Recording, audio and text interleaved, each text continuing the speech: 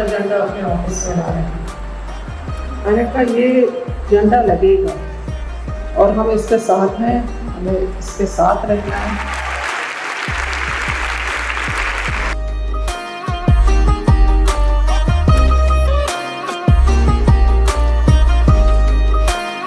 Baloch period को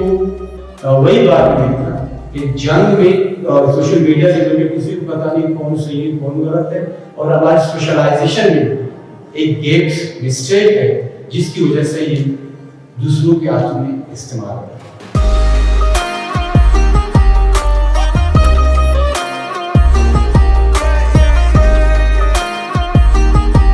आप लोगों को फ्यूचर है और आपको ये सोचना होगा कि एक शादी बलोच आपने बताया,